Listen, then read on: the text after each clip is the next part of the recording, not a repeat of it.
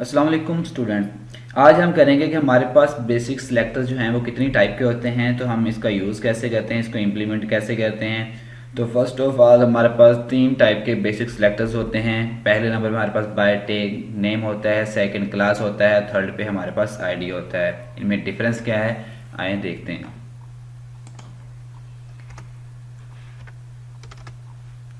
ठीक है, हमारे पास जो पहले नंबर पे है उसको हम क्या कहते हैं, टैग नेम सिलेक्टर। इसका काम क्या है, इसका काम यह है कि जब हम कोई भी हेडिंग यानी कि H1 जो है, हम यहाँ पे जैसे कि पिछली वीडियो में हमने यूज़ किया H1 को, तो H1 को हम कैसे यूज़ कर सकते हैं, इसके अंदर हम अपना CS जो है वो कैसे यूज़ कर सकते हैं। तो उसके लिए हमें इसको क्लोज करेंगे और इसके अंदर जो है हम कोई भी प्रॉपर्टी जो है वो यूज़ कर सकते हैं, जैसा कि कलर।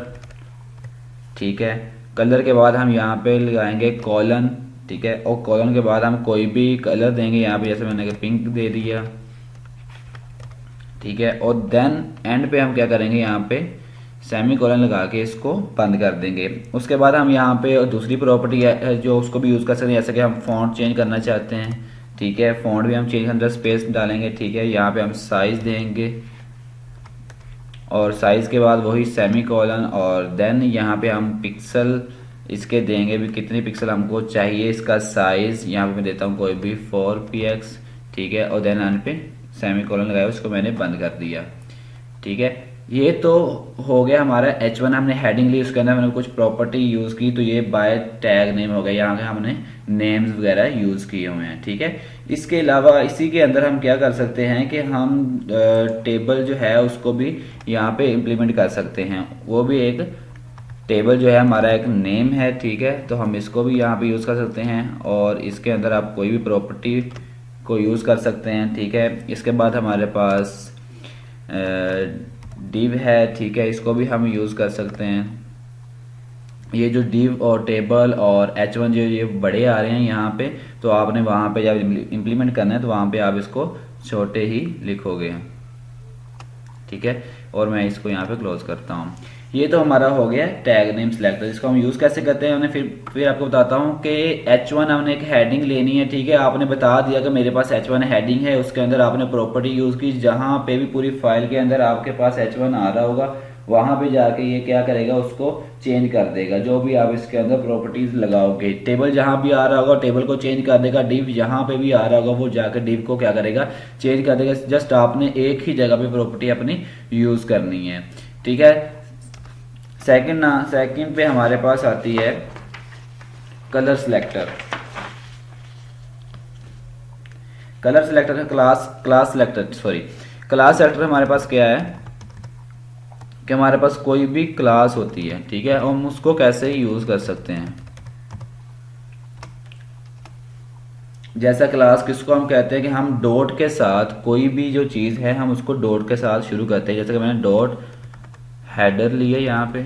ठीक है, और मैं इसको करली ब्रैकेट से शुरू करता हूँ। ठीक है, और मैंने इसको करली ब्रैकेट से ही क्लोज कर दिया। अब मैं क्या चाहता हूँ कि मैं अपनी तमाम जो प्रॉपर्टी है वो मैं कहाँ पे यूज़ करूँगा, तो मैं नीचे एक सिंपल जो है, जैसा कि हम इनपुट टाइप की क्लास बनाते थे, यहाँ पे हम क्या करेंगे, हम डिव की एक क्लास बनाएंगे, डिव का टैग यूज़ करेंगे और उसके अंदर हम तमाम जो अपनी प्रॉपर्टीज़ हैं, टैग्स हैं, हम उसको यूज़ करेंगे। ठीक है, मैंने ये लिया, देन मैं क्या करूँगा, यहाँ पे इक्वल टू का साइन लूँगा और मैंने क्या करना है कि हेडर को मैंने इम्प्लीमेंट करना है। तो मैं हेडर के ऊपर अपनी प्रॉपर्टी इम्प्लीमेंट करना चाहता हूँ, तो यहाँ पे मैं क्या करूँगा, हेडर ही लिखूँगा और देन मैं इसको क्लोज कर दूँगा। ठीक है, और डिव को भी क्लोज कर दूँगा।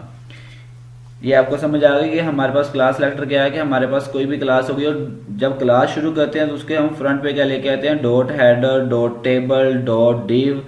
ठीक है, और डॉट यहाँ पे आप कोई भी यूज़ कर रहे हो प्रॉपर्टी, टाइटल वगैरह जो भी आप यूज़ कर रहे हो, तो वहाँ पे आप जस्ट आपने ये सिंपल एक लाइन कोडिंग लिखनी है और उसको आपने इम्प्लीमेंट करना है। यहाँ पे भी डॉट हेडर आ रहा होगा पूरी क्लास के अंदर, पूरे आपकी फाइल के अंदर, वहाँ पे जाके ये इम्प्लीमेंट हो जाएगा। उसके अंदर जो भी आपने चेंजिंग करनी है वो चेंजिंग कर देगा। इसके बाद हमारे पास है क्लास सेलेक्टर नेम स्पेसिफिकेशन। ठीक है, इसको थोड़ी सी हम इसकी और डिटेल की तरफ जाते हैं।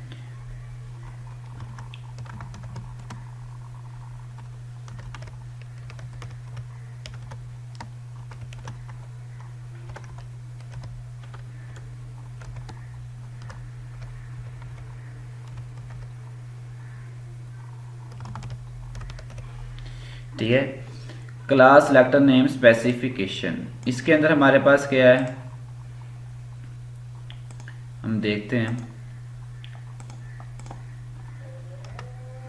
हमारे पास कोई भी एक, जैसा कि हम एक से ज़्यादा फाइल जो है हम उसको कैसे यूज़ कर सकते हैं, ठीक है। पूरी क्लास के अंदर हम एक से ज़्यादा फाइल को कैसे यूज़ कर सकते हैं, तो उसके लिए हम क्या करेंगे, सिंपल हम अपनी डॉट से जो है वो अपनी शुरू करेंगे, ठीक है। और देन हम यहाँ पे क्या करेंगे, इसको क्लोज कर देंगे। हम डिफरेंट क्लासेस जो हैं इसके अंदर यूज़ कर सकते हैं, जैसा कि मैंने बताया पहले भी।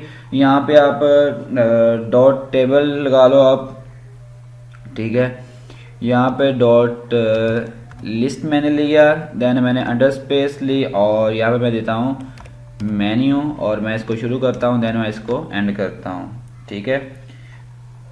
और देन आप यहाँ पे यूज़ कर सकते कोई भी और, तो मैं इसके लिए करता हूँ, आप फुटर यूज़ कर सकते हैं, आप टेबल का हेडर यूज़ कर सकते हैं, फुटर यूज़ कर सकते हैं, उसका आप टैक्स यूज़ कर सकते हैं, उसका साइड टैक्स यूज़ कर सकते हैं, आप कुछ भी यहाँ पे लेके आ सकते हैं। तो मैं यहाँ पे साइड, ठीक है, अंडर स्पेस टैक्स लेके आता हूँ, ठीक है, और मैंने इसको यहाँ पे क्लोज किया है। तो ये 3 टाइप की मैंने यूज़ किया, तो आप मोर देन 3 भी आप यहाँ पे यूज़ कर सकते हो। आप एक से ज़्यादा टाइम पे भी क्लासेज जो हैं उसको यूज़ कर सकते हो। इसके बाद हमारे पास आता है आईडी सिलेक्टर। आईडी बेसिक होती क्या है, आईडी हमारे पास बेसिक ये होती है कि हम कोई भी जो आईडी है उसको हैश से जो शुरू करते हैं, ठीक है। हम आईडी सिलेक्टर को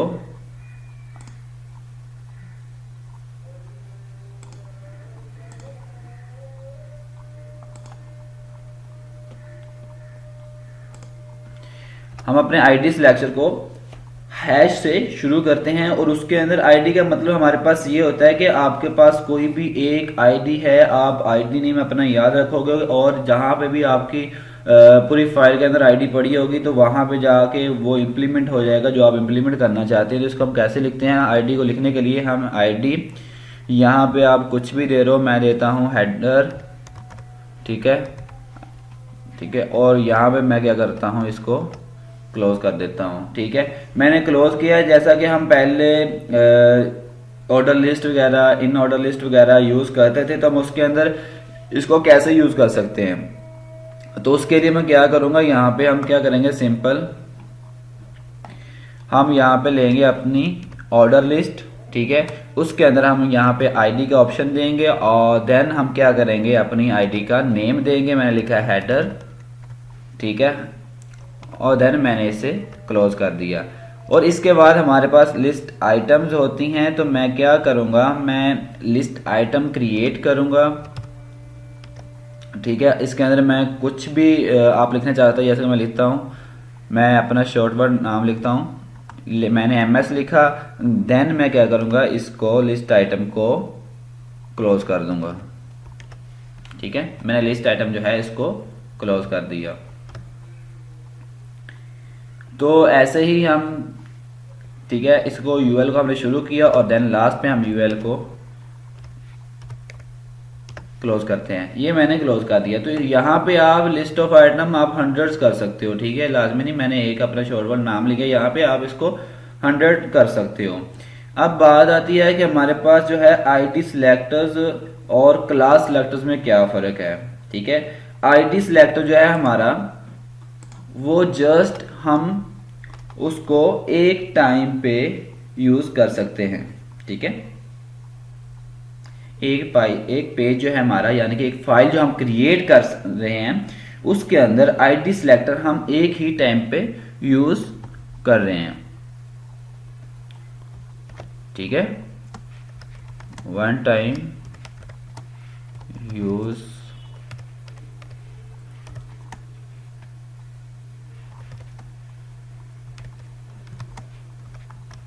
ठीक है। हम एक ही टाइम पे इसको यूज कर सकते हैं, इसको हम कहते हैं आईडी सिलेक्टर। और देन हमारे पास सेकंड जो है उसको हम कहते हैं क्लास सिलेक्टर। तो क्लास सिलेक्टर जो है मल्टीपल टाइम, ठीक है, मल्टीपल,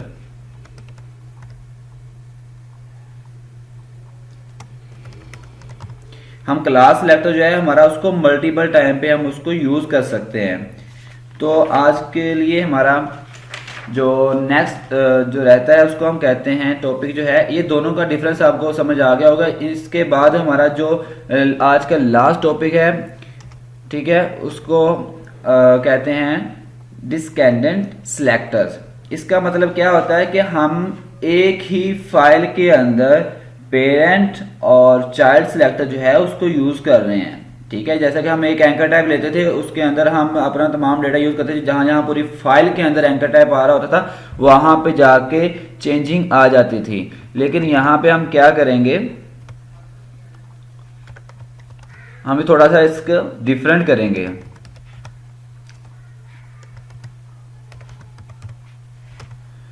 डिफरेंट कैसे करेंगे, हम यहाँ पे क्या करेंगे, हम अपनी जो आईडी है और एंकर टैब है उसको हम मिला के जो उसको यूज करेंगे। हमने कैसे यूज करना है कि हम यहाँ पे शुरू करते हैं। मैंने हैशटैग लिया और मैंने यहाँ पे अपना वही अपना हेडर लिया जो कि मैंने आईडी ने पहले यूज किया, और यहाँ पे मैं क्या करता हूँ, मैंने एंकर टैब लिया, ठीक है, और एंकर टैब के बाद मैं अपनी ब्रेसेस जो है उसको शुरू करता हूँ। देन मैं यहाँ पे अपनी ब्रेसेस जो है करली ब्रेसेस को बंद करता हूँ, ठीक है। मैंने अब क्या करना है कि मैंने जो पहले मैंने यूज की, ठीक है, मैं वो लिस्टें लेना चाहता हूँ जो कि हमने फर्स्ट पे यूज की, उसको हम कहते हैं क्लास, ठीक है। मैं क्लास वाली आईडी जो है उसको यूज करना चाहता हूँ, तो मैं यहाँ पे उसको यूज करूंगा। देन मैं क्या करूंगा, दो सिंपल क्लासेस को सेम टाइम यूज करूंगा। यहां पे मैंने यूज की डॉट लिस्ट, ठीक है, और मैंने यहाँ पे पी के साथ इसको यूज किया और देन मैंने इसको यहाँ पे क्लोज कर दिया। तो यहाँ पे मैं कोई भी वर्किंग करूंगा तो आप ये जो सामने यहाँ मैंने दो टाइप लिखी हुई है सेम टाइम में, डॉट लिस्ट और पी, यानी कि पैराग्राफ की होती है ये, तो वहां पे जाके आप जो भी वर्किंग करोगे वहां पे जाके ये चेंजिंग लेके आएगा। इसके बाद जो है हम यहाँ पे ऑर्डर लिस्ट हमारी होती है, ठीक है। देन मैं इसके साथ ही ऑर्डर लिस्ट के साथ ही मैं अपना क्या आईडी नेम जो है उसको यूज करता हूँ। देन मैं यहाँ पे li यूज करता हूँ। आप देख रहे हैं कि ऑर्डर लिस्ट और हेडर के दरमियान जो आईडी के दरमियान हमारे पास स्पेस नहीं है, तो हम स्पेस लेके भी नहीं आएंगे, ठीक है। तो इन तीनों के अंदर हमारे पास ये वर्किंग करेगा। ऑर्डर लिस्ट, ठीक है, लिस्ट आइटम्स आएगी इसके अंदर और हमारे पास आईडी मेंशन होगी। आपको फिर बताऊंगा आईडी जो है एक फाइल में एक ही टाइम पे यूज हो सकती है, बार बार इसका कोई भी यूज नहीं है। तो स्टूडेंट, उम्मीद है कि आपको मेरी जा रही वीडियो काफ़ी इन्फॉर्मेटिव लगी होगी। तो नेक्स्ट वीडियो के लिए चैनल के साथ रहिए, सब्सक्राइब करें, वीडियो को लाइक करना मत भूलिए।